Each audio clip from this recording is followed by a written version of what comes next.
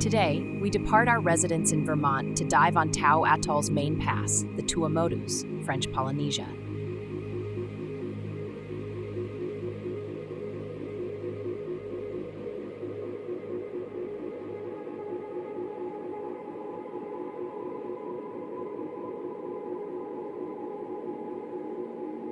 At this time of day, the water flows from the ocean into the lagoon. Approximately 6 hours later, it reverses. Why? And why is this movement so important to the animals who reside in the local marine environment?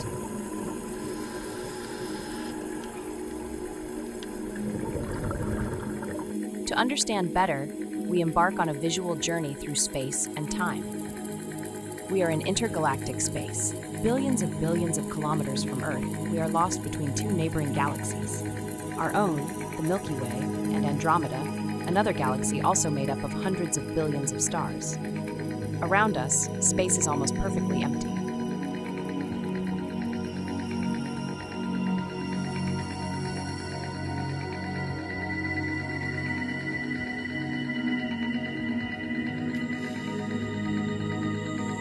For all this, we are not nowhere.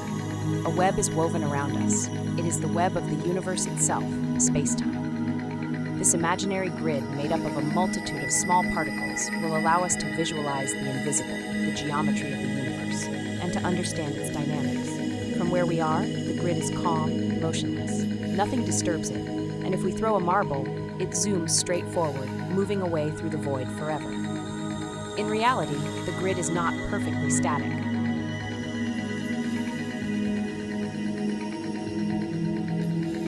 If we fast forward, we see that it drifts very slightly, like a river which flows into the stars, and whose current carries everything with it. The stars, clouds of gas and dark matter, effectively distort space-time, pulling the fabric of the universe in their direction.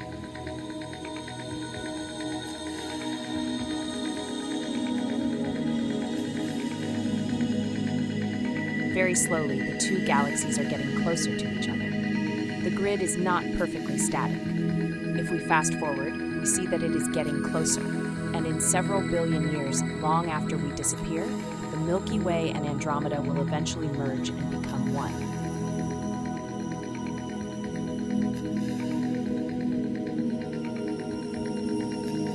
While Andromeda is getting closer, researchers discovered at the dawn of the 20th century that most galaxies actually move away. As a whole, the universe is constantly expanding. Like a fabric that stretches, the grid swells more and more and carries galaxies away from each other. As this expansion progresses, the wavelength of their light is stretched and turns red. We know today that this expansion accelerates, stimulated by a still mysterious dark energy. The expansion would have begun 13.8 billion years ago.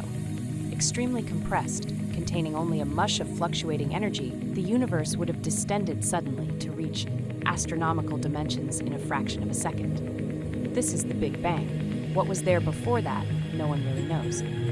Tiny fluctuations becoming gigantic would have attracted matter, condensing it into filaments, halos, then galaxies and stars.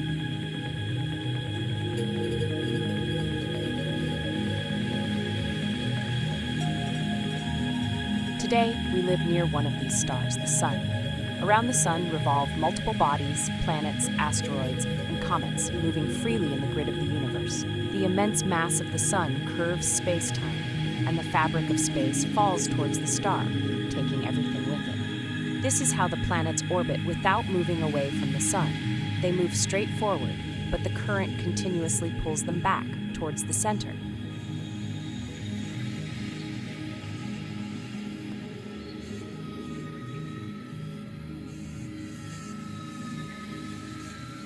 Planets also attract the grid of the universe in their direction.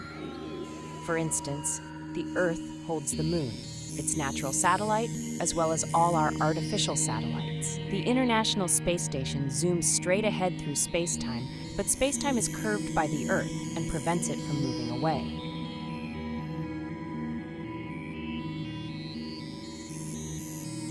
At a faraway distance, the grid flows slowly, and an object passing fast enough would have no difficulty escaping the pull.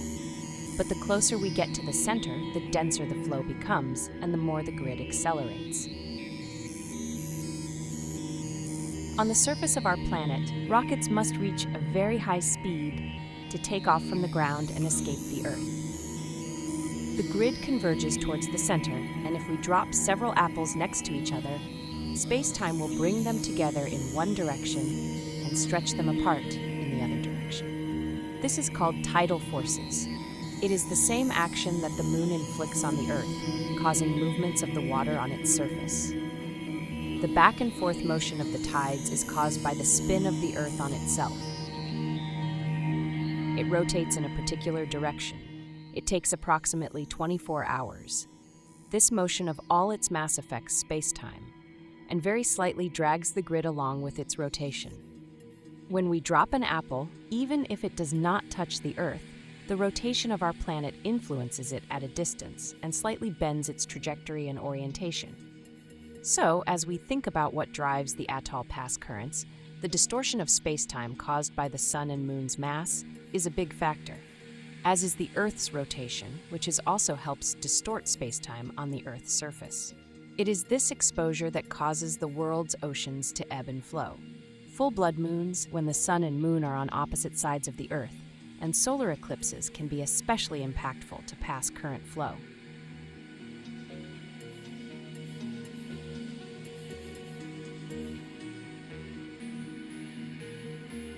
But pass currents can also be affected by the topography of the ocean floor, the narrowness or wideness of the pass, and weather. In the case of weather, the story is not just about the wind, although it is a factor. The development of high and low pressure systems in the atmosphere also can add or subtract from normal tidal forces. The same is true for rain delivered in the lagoon. Within the boundaries of ancient coral rock, the accumulated rain tends to encourage water flow out to sea. But why do the animals, the sharks, reef fish, and coral species find the passes so inviting? There are a number of reasons, including a slightly higher O2 concentration in the water due to the turbulence created by the flow. This makes breathing easier, especially for marine species able to remain stationary. Some species of shark do this by resting on the bottom motionless while the moving water is pushed through their gills. But perhaps highest on the list is the abundance of food in the passes. A comprehensive menu awaits the opportunist looking for a good meal. Everyone is there. Over millions of years, passes like the one formed on the atoll have played a key role in selecting for the most successful species and the complex symbiosis that makes such a wide variety of life possible. But it is the dynamics of space-time that determine the motions necessary for the atoll pass environment to exist.